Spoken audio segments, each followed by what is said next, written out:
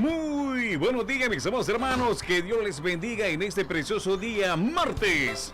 Martes ya 1 de abril del año 2025.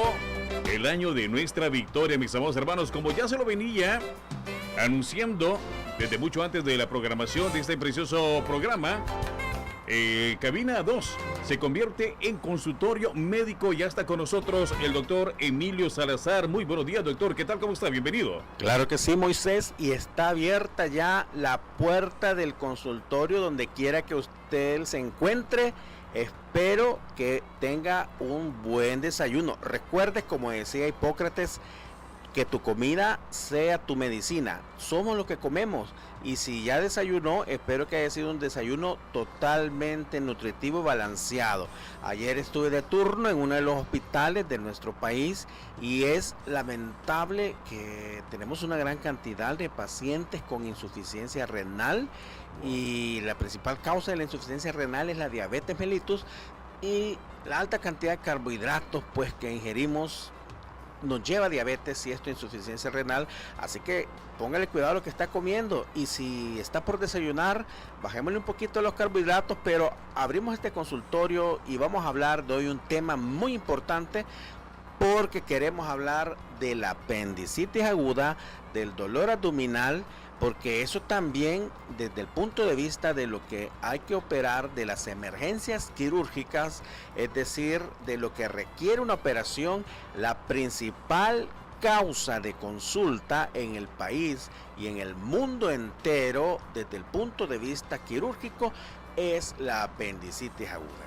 Excelente, doctor. Así es que, bueno, mis amados hermanos, el día de hoy vamos a tratar de un tema en el cual casi no lo tocamos, o casi muchos médicos no lo comparten, no lo tocan, pero el día de hoy acá vamos a tocar de ese tema que es muy importante que lo conozcamos, porque muchos de nosotros desconocemos cuáles son los principios, cuáles son los síntomas, cuáles son los dolores, en dónde se nos puede reactivar ese dolor, y nosotros no nos damos cuenta. Así que, mis amados hermanos, la invitación es para que usted se vaya para YouTube. Estamos completamente en vivo y en directo, la radio que se ve y se oye. Así es que la invitación es para que también usted, desde ya, mis amados hermanos, vaya formulando sus preguntas a través de nuestro WhatsApp 7819-1828, en el cual el día de hoy vamos a tener este espacio donde el doctor nos va a dar esta asesoría, en el cual ya pues estamos en cabina número 2 y se convierte en nuestra clínica a través del 89.7 Radio Bautista. Doctor, ¿cuáles son los síntomas de la apendicitis? Esta enfermedad, la apendicitis aguda, bueno, básicamente es la inflamación del apéndice secal, y quiero ponerlo en contexto, mi querido hermano, que esto básicamente le va a ocasionar dolor de estómago. Moisés, cuénteme, sí, ¿cuándo fue la última vez que usted tuvo dolor de estómago? Vamos a ver, confiese ante todos estos radioescuchas que quieren saber cuándo fue la última vez que tuvo dolor de estómago. Fíjese que, para serle sincero, doctor, hasta hoy, por la misericordia de Dios, no he sentido esos síntomas. ¿En toda la vida? En toda mi vida. Bueno, yo este sábado estuve allí, que fui sí, al Parque Cafetalón, espectacular, impresionante, qué sí, bonito parque.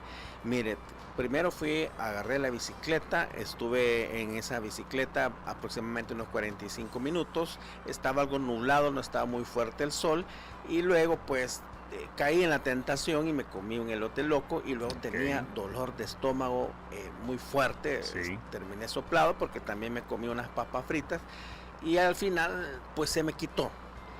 El punto es que muchas veces tenemos dolor de estómago, y esto es lo que ocurre en la mayoría de los pacientes, que de pronto nos da dolor de estómago, y nos ha dado muchas veces dolor de estómago, y ocasionalmente se nos quita espontáneamente, y puede ser por una indigestión, por algún problema de que comimos algo, un abuso en lo que comimos, en un exceso.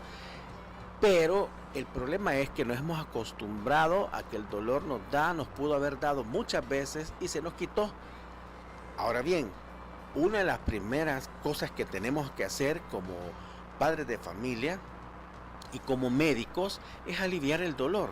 Sí. Y Naturalmente un padre de familia cuando llega un hijo enfermo, papá me duele el estómago, la primera respuesta natural como papá, como mamá, como abuelito, es querer quitar este dolor y querer aliviarlo y darle un elixir, darle aquel medicamento que le funcionó quizás una decena de veces, y esto es potencialmente peligroso. Y le voy a contar por qué. Porque como médicos, como cirujanos, la evaluación física, la historia, lo que usted nos dice, y cuando tocamos ese abdomen, esas características del dolor abdominal nos pueden orientar hacia lo que su hijo tiene, es una apendicitis aguda. Pero si usted ya le dio el elixir, ya le dio el analgésico, cuando lo examinamos quedamos ciegos, lo disfraza, lo enmascara. Ahora bien, los cuadros de apendicitis aguda pueden característicamente iniciar con un dolor abdominal, y la primera recomendación es que cuando una persona tiene dolor abdominal busque atención médica antes de iniciar un tratamiento para aliviar el dolor. Regresando a la apendicitis aguda, el apéndice secal, primero para ponerlo en contexto, es un órgano pequeñito que está en el lado derecho de nuestro abdomen, allá abajito del abdomen de nuestra pancita, y que básicamente tiene funciones inflamatorias, es decir, es como una bolsita que está allí al final en la unión de su intestino delgado con el grueso, que tiene funciones inmunológicas que participa en la defensa, en la producción de anticuerpos, pero que básicamente no tiene una función indispensable en el organismo, que cuando hay alguna infección viral se inflama, pero ahí está, en el lado derecho del ombligo hacia abajo a la derecha. Este apéndice, cuando se inflama, puede obstruirse y taparse. Hay 4 mecanismos principales que pueden tapar este órgano. Uno es la inflamación, que en términos médicos le llamamos la hiperplasia de los folículos linfoides, que básicamente es la inflamación. Ahora, un paciente que pueda tener apendicitis aguda, básicamente hay un grupo etario o un grupo de edad más afectado, que puede ser los adolescentes y los adultos, pero la apendicitis aguda le puede dar a cualquier edad, es decir, desde un niño hasta una persona de edad avanzada. Lo que cambia es el cuadro clínico. El cuadro clínico es como los síntomas, los signos que presenta un paciente. Pero la forma más común es un dolor que va a empezar suave. El dolor de estómago tiene diferentes formas de presentarse.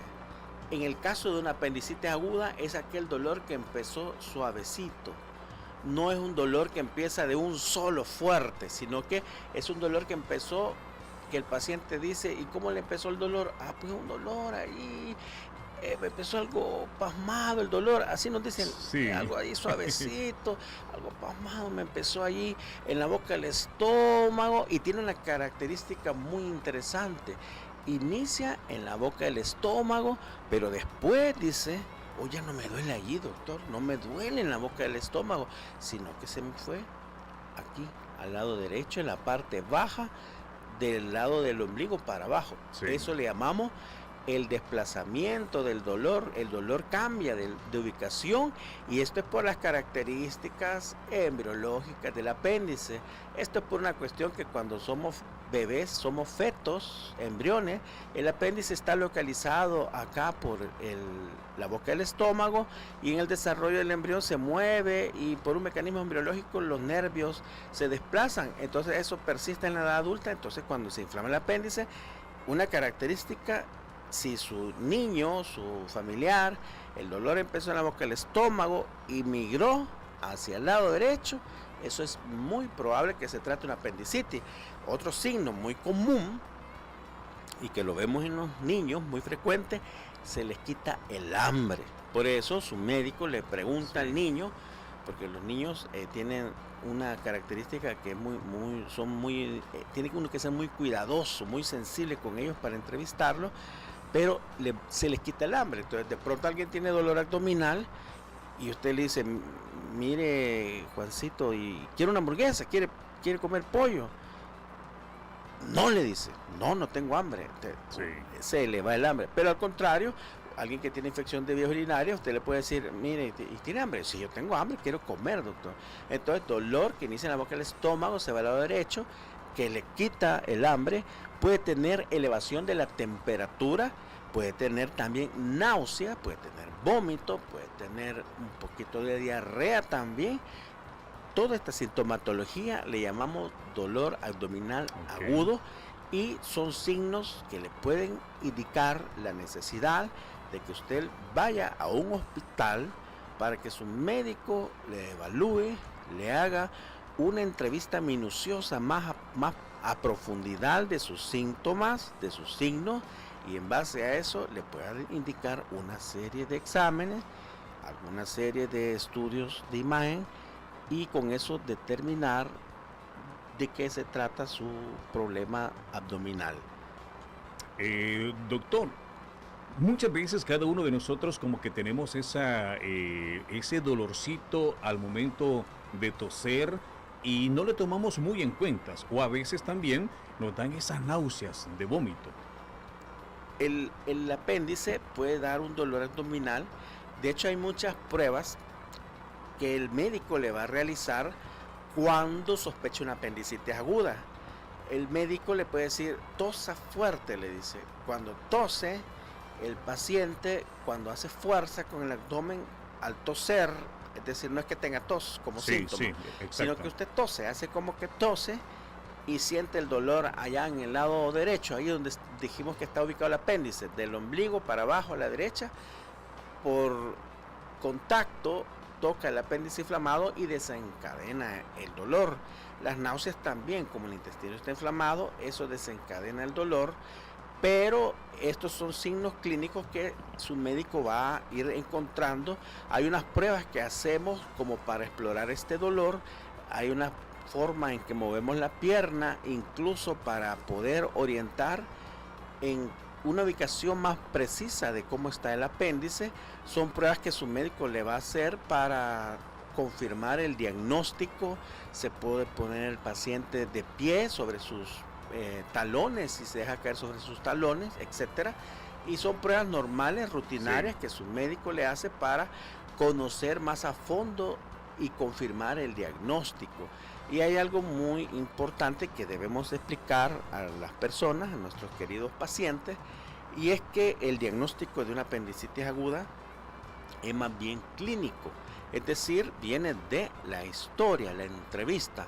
Como médico yo debo preguntar, repreguntar, y eso a veces es incómodo porque como paciente, pues a usted le duele, usted se siente mal, y lo veo a diario que de pronto uno le pregunta mucho a las personas, y hay personas que les gusta que les pregunten, pero hay personas que se sienten muy mal y se incomodan y dicen, doctor, pues si eso ya me lo preguntó, pero necesitamos preguntar y conocer, y luego a través del examen físico. Pero ahí viene un punto importante. Muchas veces con esto tenemos suficiente elemento para la apendicitis aguda cuando la historia es clara, los signos son concluyentes y el caso es bien, digamos, clásico de una apendicitis aguda. Y con eso es suficiente para poder determinar usted tiene una apendicitis aguda en un caso clásico, habitual, común. Y de pronto alguien puede decir, doctor, yo no necesito un estudio de imagen. Hasta allí, si el caso es claro, no necesitamos un estudio de imagen. Ahora, usted puede dejar un ultrasonido. El ultrasonido, el papel del ultrasonido es limitado, porque el ultrasonido a veces no alcanza a diagnosticar la apendicitis aguda si el apéndice está, digamos, al inicio de la enfermedad. Si el apéndice no está inflamado, el ultrasonido no alcanza a ver el apéndice inflamado y puede en algunos casos confundir el diagnóstico. Ahora, eso lo hago como aclaración, porque si el paciente le duele, tiene fiebre, no tiene apetito y todo indica que es una apendicitis aguda y de pronto el ultrasonido no logra ser concluyente, no debe retrasarse una intervención quirúrgica. Ahora, por el contrario, si es un paciente que tiene, por ejemplo, autismo o un déficit neurológico o una condición que haga más difícil el diagnóstico, ahí sí tenemos que asegurarnos que realmente se trata de una apendicitis aguda a través de los estudios de imagen, porque tampoco es adecuado operar o someter a un paciente a una intervención quirúrgica cuando no la necesita. Pero también es muy delicado que un paciente que tenga una apendicitis aguda, que es algo que si se diagnostica a tiempo, pasa a sala de operaciones, se realiza una intervención que hoy por hoy puede ser a través de cirugía laparoscópica o láser, como le conocen, pero realmente no es láser, sino que es laparoscópica, o una cirugía pequeña. Si se detecta a tiempo, a través de una cirugía pequeña, se extirpa el apéndice y al día siguiente, pues, con suma probabilidad se va a su casa. Pero lo que no puede ser es de que usted tenga un dolor abdominal, sea una apendicitis aguda, y esto no se diagnostique, no se opere a tiempo, porque la apendicitis puede evolucionar, puede inflamarse, se perfora, y cuando se rompe eso es una catástrofe abdominal, y ya no es un día de estancia hospitalaria, sino que es muchos días de estancia hospitalaria, puede llegar a cuidados intensivos y pone en riesgo la vida. Y ya en pleno 2025 es lamentable tener que perder una vida por una apendicitis aguda, sin embargo sucede todavía. Doctor, y cuando yo tengo pérdida de peso, ¿qué sucede? Cuando hay pérdida de peso, debemos de intentar buscar un diagnóstico que pueda explicar. La pérdida de peso inexplicable no sería un signo de una apendicitis, sino que tenemos que buscar qué es lo que está sucediendo. Nadie va a perder peso sin tener una explicación. Por más que una persona se someta a un ejercicio extremo o a una dieta muy rigurosa, va a tener una pérdida de peso inexplicable. Si un paciente, una persona o un amigo de pronto en meses ha perdido peso, la ropa le queda muy floja, tiene necesariamente que buscar atención especializada para encontrar la causa. Puede ser una forma del cuerpo de estarle avisando que algo no está bien. Recordemos que la salud no solamente es la ausencia de enfermedad, sino que tiene que haber un completo equilibrio y bienestar en todas las esferas, que de hecho la pérdida de peso ya es un síntoma importante. Ok, y a través de esta enfermedad o el dolor del apendicitis, muchas veces no puede dar fiebre, no puede dar náuseas, dolor de cuerpo. ¿Y cuáles son las demás síntomas que yo puedo sentir al momento de iniciar este fuerte dolor de apendicitis? Básicamente es un dolor abdominal que le va a comenzar en la boca del estómago y se le va a ir al lado derecho. Ahora, es bien importante hacer una diferencia con la fiebre, porque para esto quiero recordar las 4 causas principales que le pueden ocasionar una apendicitis. El apéndice es como imaginemos como una vesiculita, como una chibolita, como una chichita que sale del intestino, y que en su interior ese tubito se obstruye, se tapa. Ahora bien, ¿qué lo va a tapar? 4 principales cosas. 1, la inflamación. Recordemos que mencionamos que tenía características inmunológicas en la producción de anticuerpos. Sí. Hay ganglios linfáticos que lo pueden inflamar y obstruirlo. 2, los fecalitos. ¿Qué es un fecalito? Feca viene de heces, lito de piedra. Las heces induradas. Esto es pacientes que de pronto no tienen dieta con fibra, consumen poquita agua, las heces son duras y de pronto las heces se ponen duritas ahí en la salida del apéndice y se le hace una piedra y tapa la salida del apéndice. Tercero, cuerpos extraños. Estos cuerpos extraños es que ahí se fue a alojar una semillita, pero ojo, no quiero decir que sea malo comer semillas, sino que mala suerte. Es decir, de ninguna forma es que comer semillas le predisponga a padecer apendicitis. No, sino que por alguna razón por mala suerte una semilla se llegó a alojar allí en el conducto, en la luz del apéndice, y la obstruyó. Otro cuerpo extraño, recuerdo cuando era estudiante de cirugía, intervinimos un muchacho de 17 años y cuando cortamos el apéndice, lo que había en medio era una solitaria. Entonces otro cuerpo extraño puede ser una lombriz. Y la cuarta causa que puede tapar el apéndice es un tumor, pero esta causa es la más, o digo, la menos probable.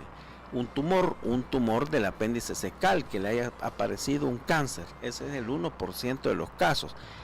Ahora bien, por eso cada vez que le hagan una apendicectomía a mis queridos amigos, asegúrese que ese apéndice que se lo han quitado lo manden a un estudio con microscopio que se llama biopsia con el patólogo, para estar seguros de que no es un tumor, que esa es la causa menos probable.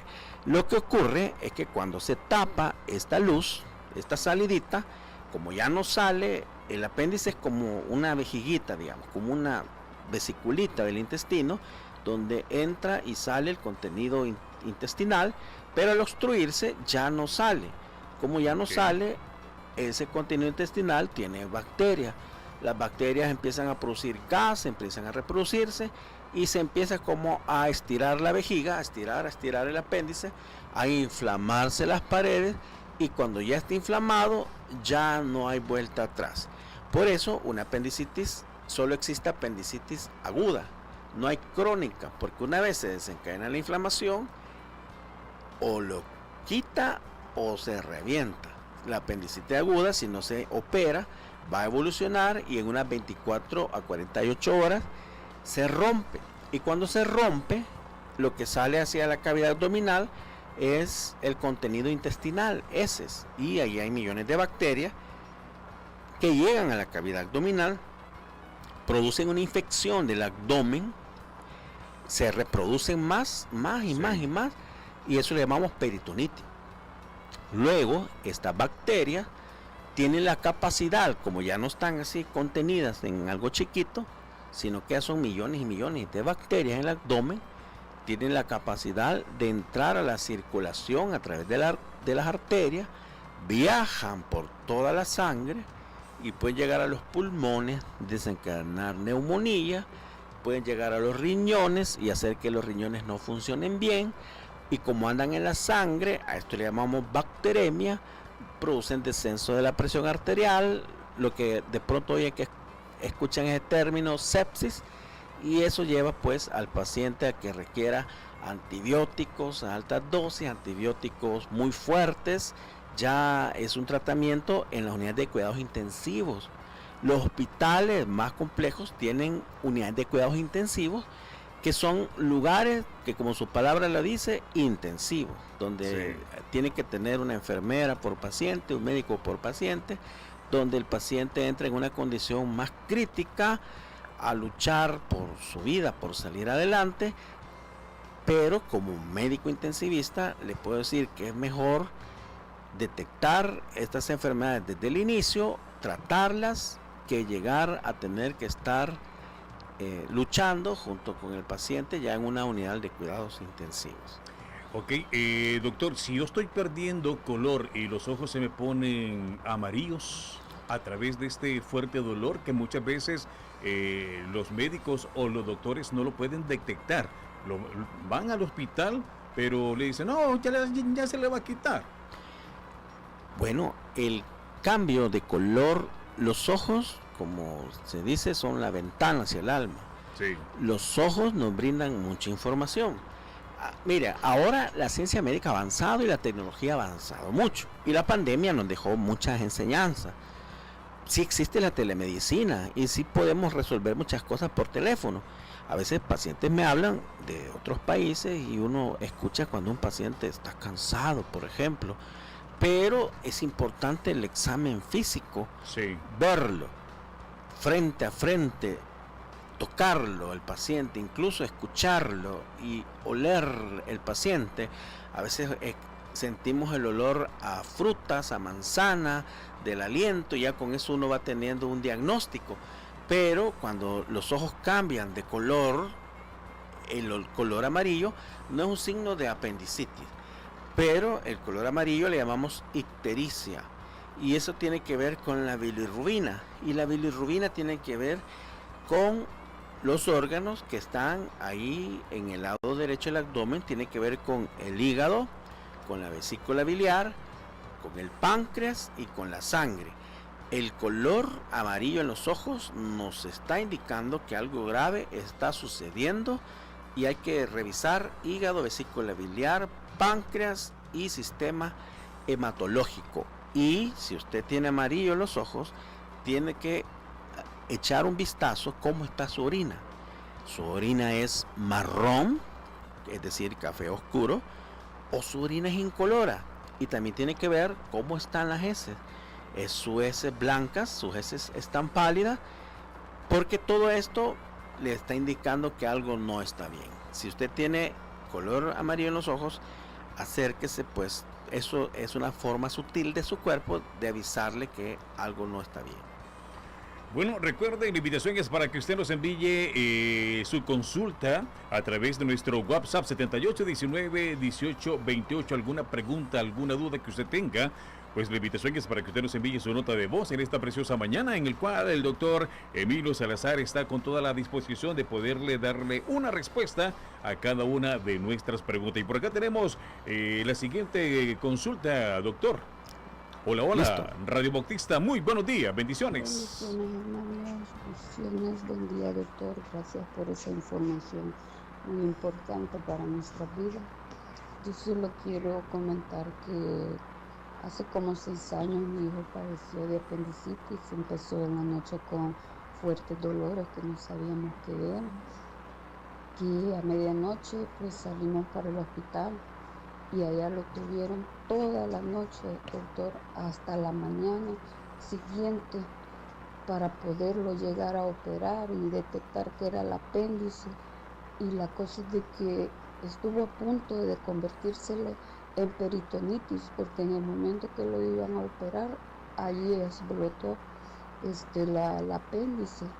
Gracias a Dios no le contaminó sus órganos adentro, pero le tuvieron que dejar esa cirugía abierta para que sanara por sí sola. Entonces digo yo que porque a veces los médicos llegan a ese punto y no tratan a tiempo al paciente, y por eso ocurren esas negligencias pues, de llegar a una peritonitis. Gracias, solamente es mi observación. Amén. Claro que sí, tenemos como médicos pues tener más empatía con nuestros pacientes y hacer las cosas con la celeridad que lo requiere. Pero de eso se trata esto, informar, y lo que tenemos que hacer como personas, pues llegar a los sistemas de salud, activar los sistemas de salud y consultar a tiempo. Sé que es difícil tener un control en un hospital, una consulta. A veces no es como quisiéramos, tenemos que esperar cupo, hacer fila, la atención a veces no es tan rápida, tanto en lo público como en lo privado.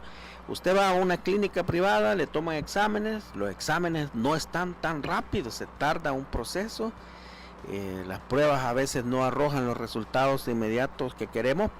Tenemos que hacer nuestra parte como médicos, de ser más diligentes, pero también como pacientes. Muchas veces he tenido pacientes que han llegado tarde, Sí. y ambos tenemos que tener más diligencia. Ok. Bueno, dice por acá, bendiciones, hermano, le quería hacer una consulta al doctor. A mí me agarra un dolor en el pecho al lado izquierdo y de eso me duele el brazo, se me hincha el dedo pequeño y el dedo anillar, dice. Y las venas de la mano se me inflaman. No sé por qué me causa todo esto y es seguido. Wow. Lo que me está pasando. Bueno, mis queridos amigos, la edad siempre es bien importante. Por supuesto, quiero dar una asesoría y es bien difícil dar en sí un diagnóstico completo. Pero cuando hagan sus preguntas, siempre si me dan la edad, es un factor muy importante para más o menos orientarlo. Ahora, el dolor en el lado izquierdo, siempre lo primero que tenemos que descartar por la gravedad, por la importancia, es que sea algo cardíaco. Recordemos que el síndrome coronario o la enfermedad cardíaca puede tener varios estadios, varias fases, desde el dolor que le llamamos angina estable, que usted le da, por la edad es bien importante, porque si usted me tengo 14 años, 16 años, es bien difícil que sea un problema coronario, pero si es un adulto de 30 años para arriba, dolor en el lado izquierdo, que se quita de pronto, le da y se quita espontáneamente, eso es una angina estable. Dolor del lado izquierdo que ahí permanece por horas es una angina inestable. Y luego de eso ya lo que viene es un infarto. Entonces si usted tiene dolor en el pecho, eso requiere una evaluación cardíaca con un electrocardiograma, monitoreo de la presión arterial, ecocardiograma. Ahora, esos problemas que me describe del dedo, de la mano, eso requiere una evaluación. Bueno, primero hay que historiarlo bien, un buen examen físico, pero me orienta a un problema circulatorio del miembro superior derecho. Entonces lo invito a que se acerque al centro de salud más cercano, porque algo está sucediendo en relación a su aparato cardiovascular y debemos encontrar un diagnóstico para poder darle un tratamiento oportuno. Bueno, nos vamos con la siguiente pregunta, doctor, y decimos: hola, hola, Radio Bautista, muy buenos días. Buenos días, doctor. Bendiciones para todos. Amén. Gracias. ¿Qué se debe de hacer después de una operación de vesícula? Ya que yo fui operado de ella y hay momentos en que amanezco con náuseas y un poquito de dolor, pero más que todo las náuseas que no me dejan a veces caminar ni trabajar, porque literalmente me deprimen y me cuesta, no me levanto todo el día. Entonces, ¿cuál será el problema? ¿Será de gastritis? ¿Será problema de alimentación? No sé. Tal vez me puede orientar. Muchas gracias. Bendiciones. Claro que sí. En teoría, después de una colecistectomía, de que le quitan la vesícula, usted debería tener una vida normal. Si tiene náuseas, hay que revisar qué podría estar sucediendo. Hay que hacer una evaluación y encontrar la causa de esas náuseas. Ahora, los pacientes que les quitan la vesícula pueden tener problemas con la digestión de sus alimentos. Le voy a explicar por qué. Porque la función de la vesícula es concentrar la bilis. Y cuando usted come algo con grasa, la vesícula se contrae, libera la bilis y le ayuda a digerir las grasas. Entonces, cuando usted ya no tiene la vesícula y come las grasas, los pacientes pueden tener cierto dolor abdominal, indigestión y en algunas ocasiones náuseas. Sin embargo, usted no me describe que tenga un problema relacionado, no me describe eso, sino que simplemente me describe náuseas no relacionadas con la comida. Entonces, lo que hay que hacer es reevaluar su caso, revisar con un ultrasonido, ver unos exámenes, ver las bilirrubinas y encontrar una explicación a por qué usted tiene náuseas. En teoría, no debería tener náuseas. Sí, problemas de digestión con la grasa, pero realmente no es lo que usted me está comentando. Así que acérquese pues con su médico tratante, porque algo podría estar pasando, o a lo mejor tiene náuseas por otra enfermedad que no esté relacionado con la vesícula. Ok, nos vamos con la siguiente nota de voz y decimos: hola, hola, Radio Bautista, muy buenos días. Buenos días, hermanos, que tengan una semana de bendición. Amén. Fíjese de que a mí me dio peritonitis, entonces mi consulta es que a mí me sale una chibola en el lado derecho y se me inflama y se me desinflama, pero me queda como inflamado siempre la parte del estómago de hacia abajo del ombligo y no sé qué podría ser, porque ayer fui a un Fosalud, pero me dijeron de que me tomara una ultrapélvica, pero cuando la chibola estuviera inflamada, y ahorita gracias a Dios no la ando inflamada, pero sí tengo como un dolorcito y sí lo ando inflamado. No sé qué me podría decir que es. Habría que ver qué medidas puedo, ya sé que aparte de ir al hospital, ¿verdad? ¿Qué medidas me puede recomendar? Ok. Gracias. Sí, nos faltan muchos datos, pero puedo sospechar que si tuvo una peritonitis tuvo una intervención quirúrgica. Y si me dice, y si me equivoco, me disculpo, ¿verdad? Pero entiendo que tuvo una intervención quirúrgica. Y si una persona me habla de chibulitas, entendería que se palpa unas masas que aparecen y desaparecen. A lo mejor podríamos estar hablando de una hernia. Por supuesto, me falta pues examinarla, verla, tocar ese abdomen, esa pared abdominal. Las hernias se diagnostican a través del examen físico y con el paciente de pie. El médico le pedirá que usted haga una fuerza y toca con sus dedos esas pelotitas y ahí uno puede sentir el defecto herniario. Si se palpa la hernia, para confirmarlo, como le ha mencionado su médico, el estudio diagnóstico es un ultrasonido de pared abdominal. Con este estudio se confirma que hay una hernia y esas son las pelotitas que aparecen y desaparecen. Una hernia que en este caso, si la hernia está en el sitio donde estuvo la cicatriz de la herida operatoria, le llamamos hernia incisional. Es una hernia en el sitio donde estuvo una herida operatoria previa. Y al confirmar el diagnóstico, pues el tratamiento es una intervención quirúrgica para reparar esta hernia.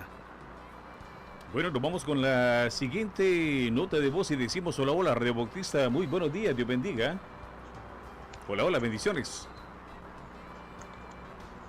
Buenos días, hermano, que Dios le bendiga. Amén. Buenos días, buenos días, doctor, que Dios le bendiga. Amén, Bueno, amén. gracias porque a través de usted, vea, bendito Dios, que nos previene para cuidarnos un poquito más en la salud, porque yo sé que a veces es descuido de uno, ¿verdad? Porque uno no se cuida, porque uno no le pone importancia a lo que comemos, a nuestros alimentos, porque yo padezco mucho de estreñimiento, pero bastante, pero a mí ya me operaron de la vesícula, me hicieron una cita de grado 3 y yo no sé si eso también me ocasionará que me cueste, bueno, ir al baño a hacer mis necesidades, pero sí padezco mucho y unos dolores que ya he ido a la unidad de salud y hasta suero me han tenido que poner. Pero yo no sé, doctor, si eso de que a uno le han hecho tantas operaciones tenga mucho que ver en esto. Pues a mí me han operado 5 veces del estómago.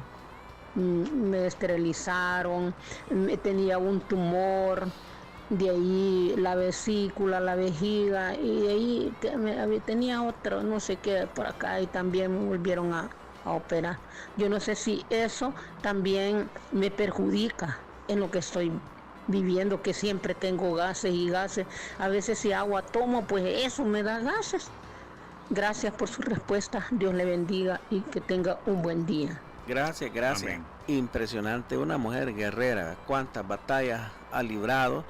El Amén. colon es bien interesante, hay tantas enfermedades en el colon como la enfermedad inflamatoria del colon, la enfermedad de Crohn, la enfermedad celíaca. El colon está diseñado para tener una dieta con frutas, verduras, fibra. Entonces, si pasa de estreñimiento, tenemos que hacer cambios en la dieta, utilizar avena, frecho, ciruela, papaya, porque esto le va a mejorar el tránsito intestinal. Ahora, ha tenido 5 intervenciones quirúrgicas. Muchas veces cuando tenemos cirugías previas, hacen cicatrizaciones internas. El intestino tiende a hacer bridas, adherencias o cicatriz interna, y eso a veces también enlentece. Por otro lado, después de los 45 años, siempre es conveniente realizar una colonoscopía, que es un estudio con cámara del colon cada 5 o 10 años para ir a ver cómo está el colon. Rutinariamente, desde los 45 años en adelante, cada 5 o 10 años, hombre y mujer tiene que ir a revisar con cámara a través de una colonoscopía el colon para detectar si hay pólipos o si hay lesiones cancerosas para poder intervenir a tiempo. Hay un concepto importante, bueno, mencionarle que ayer fue el Día Mundial de Cáncer de Colon que se conmemora para concientizar sobre la importancia de detectar el cáncer de colon a tiempo. Un cáncer que está cobrando 700,000 vidas por año a nivel mundial. Cada año hay 1.8 millones de casos nuevos de cáncer de colon y es la tercera causa de mortalidad por cáncer en el mundo. Por eso es importante detectarlo a tiempo, el cáncer de colon, tanto en hombres como en mujeres. Es muy importante poder hacer los estudios a tiempo, y si no tiene acceso a una colonoscopía, pues al menos anualmente, hombre y mujer desde los 45 años, puede hacerse un examen general de heces más la detección de sangre oculta. Y si tiene esto, es indicativo obligatorio de que tiene que hacerse la colonoscopía. La colonoscopía es un estudio en el cual no requiere hospitalización, bajo una sedación, es decir, unos medicamentos que le van a dormir parcialmente. Introducen una cámara en su recto y con esta cámara revisan todas las paredes de su colon, y ahí pueden determinar si hay úlceras, si hay pólipos, si hay obstrucción, y si hay pólipos, que son lesiones benignas, pueden tomar muestras para determinar qué probabilidad tiene esto de convertirse en una lesión maligna. Y de ahí viene un concepto muy interesante, que es la detección precoz del cáncer. La detección precoz es detectar las enfermedades, es detectar el cáncer cuando aún no da síntomas. Normalmente podemos ir a consultar cuando ya tenemos síntomas, pero cuando detectamos un cáncer, cuando ya dio síntomas, ya estamos atrás, ya vamos atrás de la enfermedad. Detectar un cáncer precozmente es hacernos todas estas pruebas cuando aún no nos ha dado síntomas, porque ahí es donde podemos tener mejor oportunidad de tratarlo y curarlo. Bueno, doctor, nos vamos con la última consulta. Dice por acá: buenos días, hermanos, y bendiciones. Dice: ¿cuáles son los exámenes en el cual yo le podría realizar a mi hijo de 11 años, ya que padece de un dolor de estómago? Muchas gracias, bendiciones. Bueno, si es un dolor crónico en la edad pediátrica, es muy frecuente los parásitos, Sí. lo más importante, y también las infecciones de vías urinarias. En general, yo le dejaría un hemograma para hacer una evaluación inicial, un examen general de orina, más un urocultivo y un general de heces más sangre oculta. Ahora bien, el examen general de orina tiene que ser la primer orina de la mañana, a mitad del chorro, es decir, el niño se despierta, se aguanta el deseo de orinar, se va al laboratorio y empieza a orinar a la mitad del chorro urinario, toma esa muestra, pero antes de orinar tiene que haberle hecho una limpieza en el pene para que no vaya a ir la muestra contaminada, y la muestra debe ser procesada lo antes posible por el laboratorio. Porque, por ejemplo, si usted toma la muestra a la mitad del día, no es una muestra de buena calidad, o si usted toma la muestra y la anda 2 horas en el carro, tampoco es una muestra de buena calidad. Allí en mis redes yo les comparto también cómo están las recomendaciones para una buena muestra para tomar un examen general de orina para poder obtener resultados confiables. Bueno, mis amados hermanos, muchísimas gracias por habernos acompañado en esta preciosa mañana, donde hemos realizado esta consulta a través de nuestra cabina número 2, en el cual estuvo con nosotros el doctor Emilio Salazar. Doctor Emilio Salazar, ¿dónde lo podemos encontrar? ¿Cuál es su consultorio? ¿Cuál es su dirección? Por acá nos están preguntando. Bueno, si desea más información o necesita agendar una cita, el número es el 78480041. Y también comparto información de cómo prevenir enfermedades en mis redes sociales, que me pueden encontrar en Facebook, Twitter, Instagram y TikTok como Dr. Salazar. Ha sido un enorme gusto estar con ustedes, mis queridos radioescuchas. Que Dios me los bendiga. Recuerde tener una adecuada alimentación y ser felices, porque la salud no solo es la ausencia de enfermedad, sino el pleno bienestar físico, mental, social y estar en paz con nuestro Creador. Bueno, mis amados hermanos, hemos llegado al final de este lindo programa en donde nos vemos la próxima semana, si Dios nos lo permite, con otro tema muy importante a través de Hoy es tu día. Así es que nos vamos con esta preciosa alabanza y venimos con más a través del 89.7.